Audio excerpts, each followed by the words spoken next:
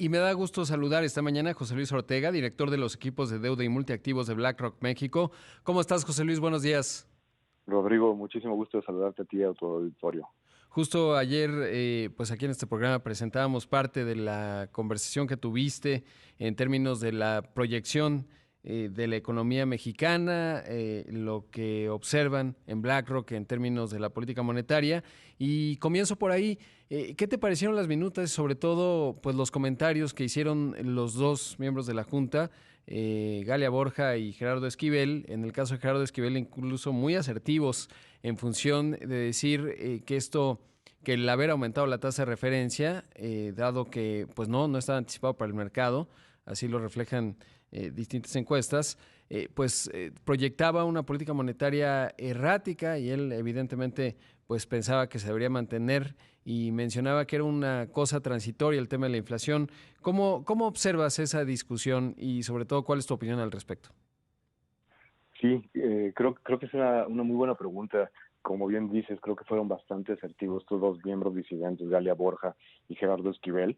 No, realmente sí se nota lo que ya sabíamos, ¿no? Una fuerte división de pensamiento dentro de la Junta, ¿no? Yo creo que vamos a mantenernos del resto del año con esa disidencia, con esa diferencia de opiniones, ¿no? O sea, creo que fueron muy vocales diciendo que esa sorpresa al mercado no era algo positivo, ¿no? Y creo que lo que vimos en el mercado, donde creo que Banxico esperaba una reacción más moderada, no realmente que se esperara realmente una subida de tasa más, pero no un inicio de ciclo, ¿no? Entonces, creo que el tema de comunicación sí se ve que es algo en lo que debería estar trabajando Banco de México para preparar el mercado y que pudiéramos ver cómo, de acuerdo a otros bancos centrales, por ejemplo, estamos preparando al mercado hacia lo que está decidiendo Banco de México, pero definitivamente se ve una gran división, ¿no? Entonces, sí va a ser complicado hacia adelante seguir teniendo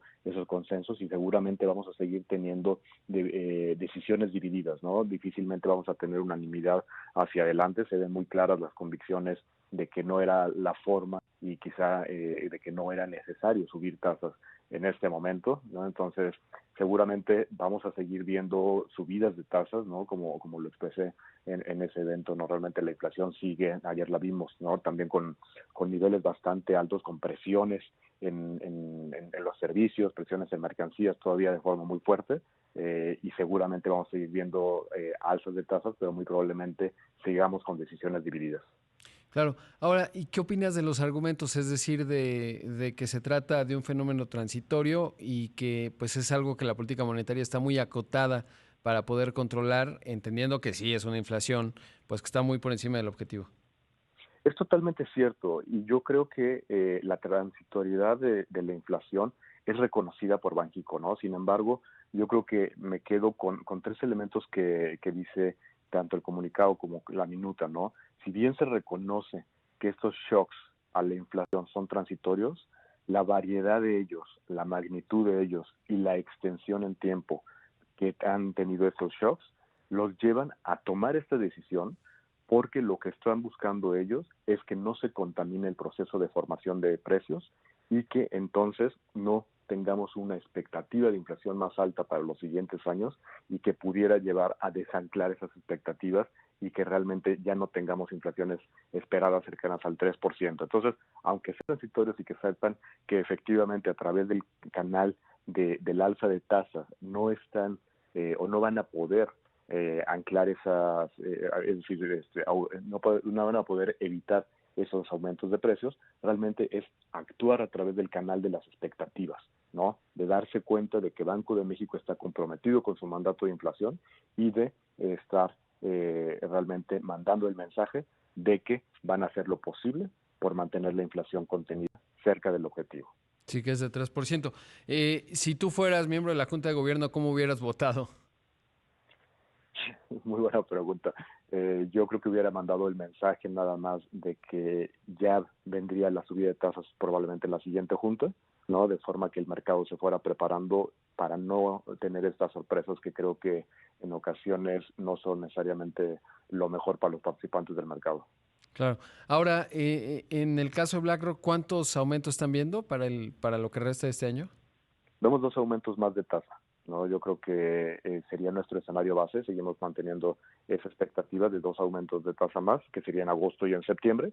Sin embargo, evidentemente, si seguimos viendo presiones a la inflación, probablemente durante este año pudiéramos ver algún aumento adicional, ¿no? Difícilmente veríamos menos de 2 aumentos. Creo que las presiones inflacionarias que estamos viendo son, creo que esas 3 palabras que te comentaba, ¿no? La variedad, la magnitud, la extensión de los shocks de oferta son muy fuertes, ¿no? Y con la inflación prácticamente al doble del objetivo de Banco de México, cuesta trabajo pensar que ya nos vamos a quedar así o que nada más va a ser uno más, ¿no? Yo creo que sí tendríamos que ver lecturas de inflación en las siguientes quincenas antes de la Junta de agosto bastante positivas como para pensar que Banco de México se detuviera, por lo cual nos seguimos manteniendo con una expectativa de 2 subidas más. Ahora, ¿eso qué implica en términos, uno, de los mercados y sobre todo, pues en términos del crecimiento económico de México? ¿En dónde lo están viendo y qué tanto puede incidir? Sí, mira, nosotros en BlackRock como tal no tenemos un estimado de crecimiento, sin embargo, el mercado está en las últimas encuestas de Banxico en 5.8%, la de Banamex 5.9%, y realmente nos hace mucho sentido ver un crecimiento en esos sentidos, cerca del 6%. Creemos que si la tasa se detiene en 4.75, ¿no? Que serían las 2 subidas más que te mencionaba, prácticamente seguiríamos en un terreno acomodaticio, es decir, la tasa neutral estimada por Banco de México está alrededor del 5.5%, entonces todavía tenemos una tasa abajo de la neutralidad, por lo cual seguiría estimulando la economía, por lo cual no vemos realmente que las subidas de tasa de Banxico estuvieran necesariamente, llamémosle, deteniendo la economía. Sigue siendo una tasa que estimula, y por eso es que tenemos esta expectativa de que Banco de México, muy consciente de la realidad económica de México, no va a querer detener este proceso de crecimiento económico, por lo cual se va a detener antes de lo que está incorporando el mercado en los precios de los instrumentos, ¿no? Que realmente es que va a seguir subiendo más arriba de las expectativas que nosotros tenemos, y como justamente los mercados ya incorporan eso, si se detiene de acuerdo a nuestras expectativas, realmente te diría que es un buen escenario para los instrumentos de plazo, ¿no? Llamamos de los CETES o los bonos de corto plazo, por ejemplo, que si se detiene Banco de México de acuerdo a nuestra expectativa, realmente al haber ya incorporado unas subidas bastante fuertes, realmente tienen que regresar esas expectativas y tendríamos buenos rendimientos por parte de los diferentes instrumentos del mercado de deuda. Claro. Ahora, para aquellos que no están tan familiarizados, ¿cómo definirías la tasa neutral? La tasa neutral sería aquella tasa que realmente no es ni restrictiva, Ujú. llamémosle, ¿no? Donde estás por estar privilegiando tu control de la inflación, estás dañando, llamémosle, o frenando el crecimiento económico, ¿no? Esa sería la tasa neutral, donde no estás ni dañando la economía, ni empujándola, llamémosle, a través de tasas más bajas que puedan promover el crecimiento económico, ¿no? Realmente es la tasa media, llamémosle, para tener el crecimiento económico que puede tener la economía mexicana.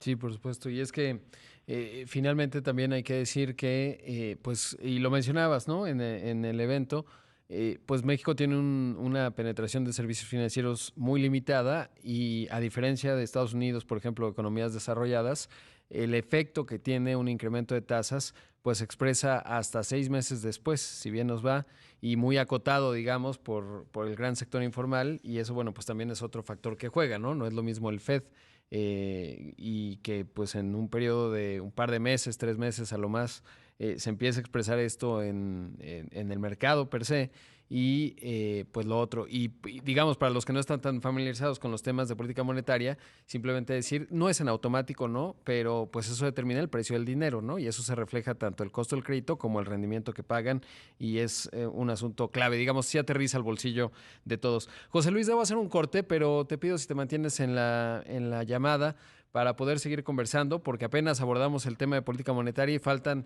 algunos otros y es importante, por supuesto, la visión que tienen ustedes en BlackRock. Así que te pido de favor que te mantengas en el teléfono y vamos a hacer un corte. Son las 6 de la mañana con 26. Regresamos en un momento.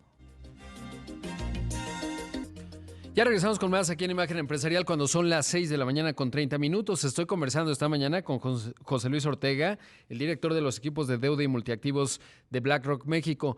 Ahora, José Luis, bueno, pues ya hablamos de la tasa de crecimiento, más o menos el consenso está entre 5.8 y 5.9%, y vemos por un lado un ímpetu, digamos, de México muy vinculado a la manufactura de exportación y al crecimiento de los Estados Unidos, que ahora también se refleja muy fuerte en el tema de las remesas, que han mantenido un crecimiento sostenido a pesar de la crisis en una situación pues muy atípica como lo fue desde el año pasado, el 2020.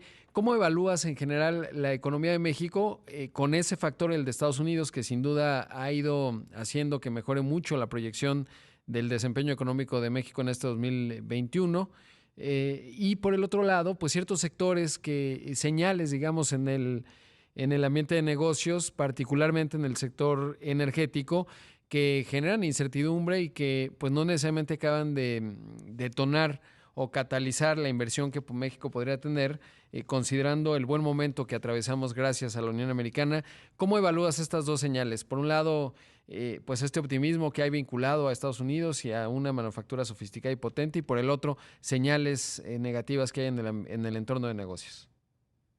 Sí, Rodrigo, creo que tocas un punto bien importante, ¿no? Yo creo que México está siendo beneficiado de forma bien importante de la situación geográfica de los acuerdos comerciales previamente establecidos con Estados Unidos y Canadá, ¿no? Realmente el factor externo es justamente lo que ha hecho que se revise el crecimiento esperado para este año de forma tan importante, ¿no? Si recordamos, al inicio del año prácticamente se esperaba un crecimiento cercano al 3% para este año, y ya estamos, como acabas de mencionar, prácticamente al 6%, ¿no? Y esto justamente es por ese buen estado que tiene la economía de Estados Unidos, ese estímulo fiscal tan grande que se dio a principios de año, además de esa política monetaria y los estímulos fiscales que se dieron el año pasado, ¿no? Entonces, realmente el beneficio que estamos teniendo para ese aumento del crecimiento es que se ha ido revisando al alza también el crecimiento en Estados Unidos, y al ser un socio comercial tan importante, nuestras exportaciones están más arriba, sobre todo las manufacturas están más arriba de antes de la pandemia.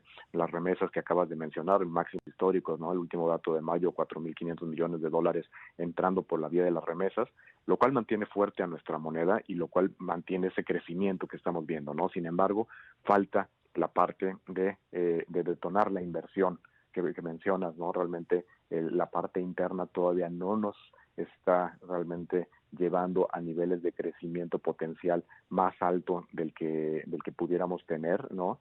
Y creo que es algo en lo que se tiene que seguir trabajando hacia adelante, ¿no? Generar esas bases para el crecimiento de forma interna, porque una vez que se acabe el motor de crecimiento externo, ¿no? Sobre todo que Estados Unidos empiece a desacelerar el alto ritmo de crecimiento que está manteniendo, pues nos vamos a tener que ir hacia las fuentes internas, hacia la parte del consumo, hacia la parte de la inversión, y si no está ahí, va a ser difícil mantener un buen ritmo de crecimiento. Y quizá por eso es que vemos como el estimado crecimiento de este año ronda el 6%, pero el del año que entra todavía no llegamos ni al 3% en el estimado, ¿no? Está en 2.9%. Entonces yo creo que es la parte donde tenemos que concentrar los esfuerzos, proveyendo de las bases para generar mayor inversión en México y poder mantener este crecimiento acelerado hacia los siguientes años. Sí, por supuesto.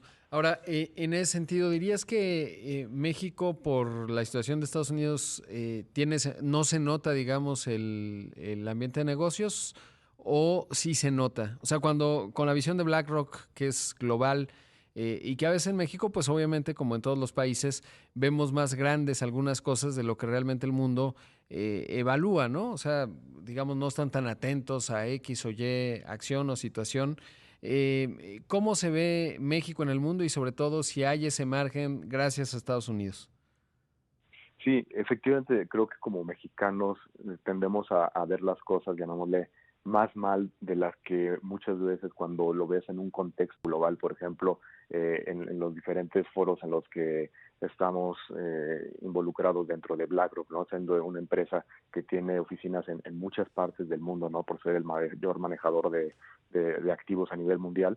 Realmente yo lo que veo con otros equipos de inversión es que ven muy bien a México, ¿no? Realmente la disciplina fiscal que hemos visto de nuestro gobierno es algo que realmente ha sido muy, muy positivo en el manejo de la crisis, porque finalmente va a haber países que van a tener que enfrentar retos muy importantes del incremento en la deuda respecto al PIB que tuvieron el año pasado, y México realmente no incrementó nada, ¿no? Se puede criticar hasta cierto punto si debe haber sido correcto el haberlo hecho o no.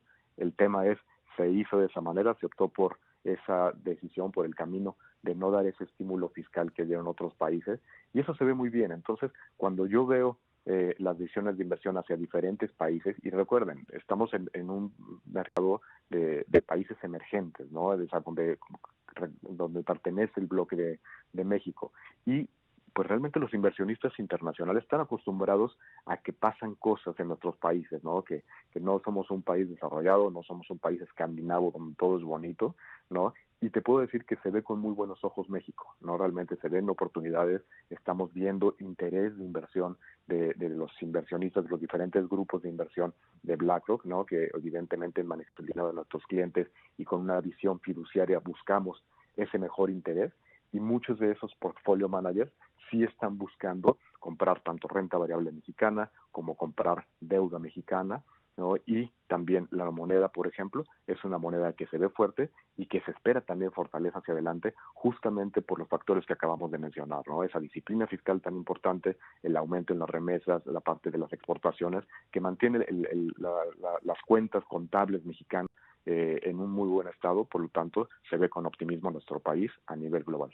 Claro, y agregaría que algo que nos distingue, sobre todo si veo Argentina, Brasil, Turquía, ¿no? Países emergentes grandes, es el Banco de México, porque se ha construido su autonomía y lo que hemos observado, que por ejemplo en la Argentina, pues ha sido un factor recurrente de debilidad, es que no hay certeza de la política monetaria, lo mismo en Turquía, que corre cada 3 meses a un banquero central, Tayyip Erdogan, y en el caso de México, pues es una institución muy consolidada y que es la que da garantía, por ejemplo, de que el peso se maneja con criterios de mercado y obviamente en donde el foco que hablábamos al principio de la entrevista es tener una inflación baja y estable, y creo que eso nos distingue.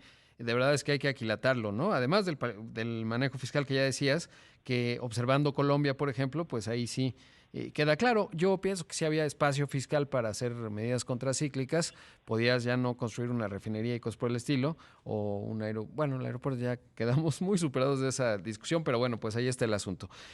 José Luis, muchas gracias por la charla. Con todo gusto, Rodrigo, que tengas muy buen día y buen día a todo el auditorio. Ahí escuchamos a José Luis Ortega, director de los equipos de deuda y multiactivos de BlackRock México.